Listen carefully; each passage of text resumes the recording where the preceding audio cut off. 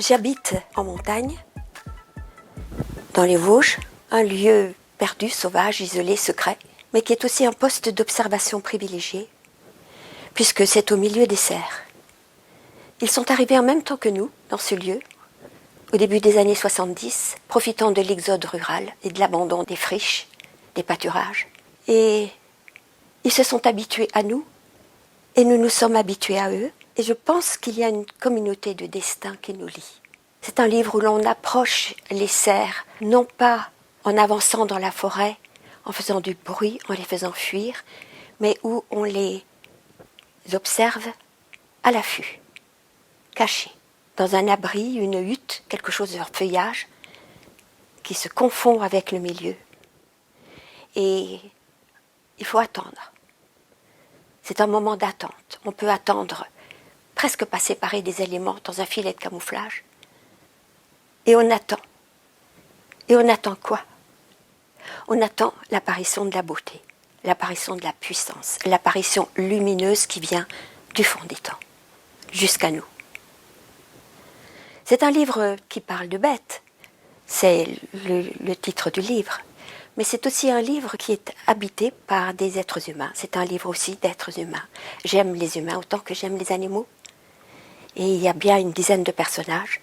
Il y a le personnage de Léo, le photographe, il y a Martha, il y en a d'autres. J'ai voulu mettre sur le même plan les humains et les animaux. Et j'y ai vu une absence de discrimination, de ségrégation. Absolument sur le même plan, les humains et les animaux, la nature et la culture. C'est un livre anticolonial, au sens de Philippe Descola. La nature et la culture sont sur le même plan et les animaux sont des êtres vivants comme nous. Et par là, c'est un livre engagé. C'est un livre de combat. C'est aussi devenu, à mon corps défendant, non pas seulement un livre d'observation, d'initiation, mais aussi un polar. J'ai assisté à un polar. J'avais une petite clé qu'on m'avait confiée, qui était celle d'une cabane, comme celle d'une chambre interdite. Et j'ai voulu pénétrer dans cette chambre interdite, et comme dans le conte de Barbe Bleue, je suis tombée sur des cadavres à la peau nacrée, aux fines attaches, suspendus au-dessus d'une mare de son cahier. Et j'ai voulu parler de ça. Et c'est un livre construit comme un polar, avec un suspense, avec une narration, avec une révélation finale et avec de la peur.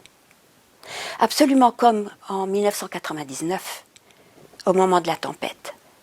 J'ai voulu sortir et me trouver au milieu des arbres qui s'abattaient. Je voulais l'expérimenter, le sentir dans mon corps, le connaître, assister, être témoin.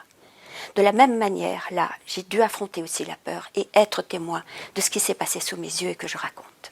C'est un roman du réel. Il commence comme un livre d'amour, un roman d'amour, puis de chagrin, puis de colère, puis par une prise de conscience. Une prise de conscience de la défaite de notre monde. Et c'est bien la première fois que j'écris un livre engagé. C'est un livre où je me sens devenir cerf, où je me sens devenir forêt, et où je ressens très fort dans mon corps le rétrécissement des espaces, le rétrécissement de la sauvagerie et celui de la liberté.